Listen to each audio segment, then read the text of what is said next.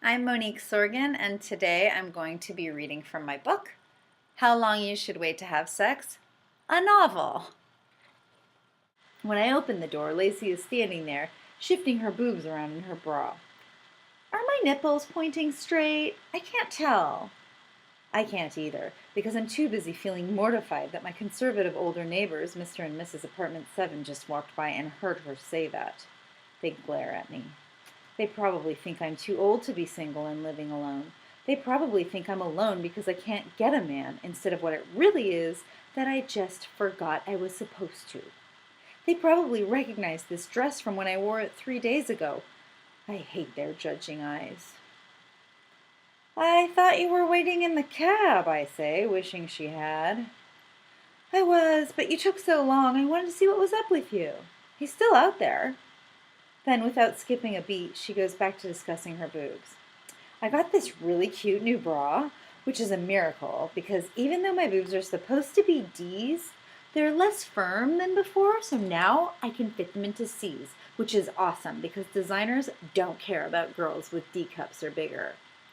Despite the meter running, I take extra time to lock my front door in hopes of letting my neighbors make their exit first so that they don't have to endure any more of this tirade than necessary. Unfortunately, behaving like the old folks that they are, they walk especially slowly toward the security door and hear everything as Lacey goes on. They just assume that you're fat and you won't make their clothes look good anyway, so they don't make any cute designs in that size. And you can forget it if you're skinny 32 or 34D like me, then they assume you have fake ones and don't need to wear a bra. So there is literally nothing on the shelves. Having real boobs has always been such a burden for me. But now that I can squeeze them into a C, there's like a whole new world of cute bras for me to try. Do you like this one? She pulls the top of her dress down, exposing her bra to me and the apartment 7s. I smile awkwardly at them. Yeah, it's cute. Now put those away. What? I'm just trying to be positive about one of the great things that has happened to me because I'm getting older. Then, noticing my dress, I thought you were supposed to wear purple. Yeah, I know, I answer as we finally take our turn walking out of the building and toward the waiting taxi. Well, I hope you're not too disappointed if this thing doesn't work out tonight. Why wouldn't it work out? Because, Sam, you can't just produce your life like it's some PR event.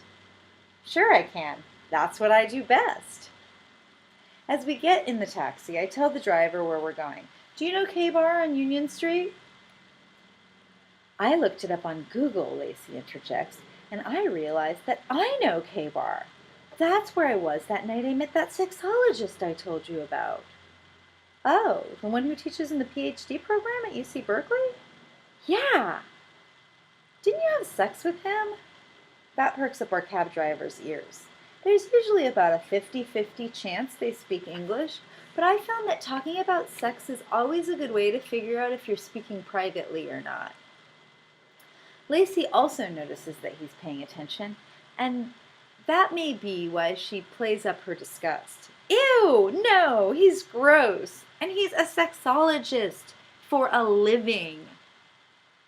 That's why I'm surprised you would turn him down, I joke. He probably knows some things. Lacey shushes me as she holds back laughter and signals with her eyes that the cab driver is listening.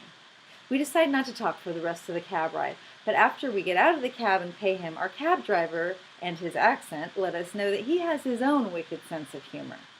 Back in my country, I was sexologist too.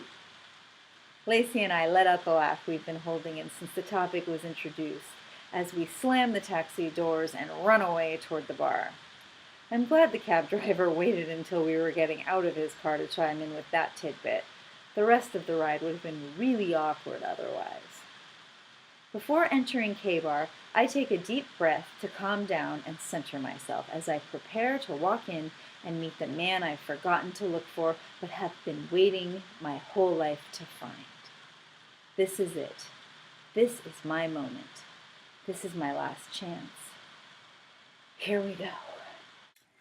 And that's the end of Chapter 3. Tune in next week for Chapter 4.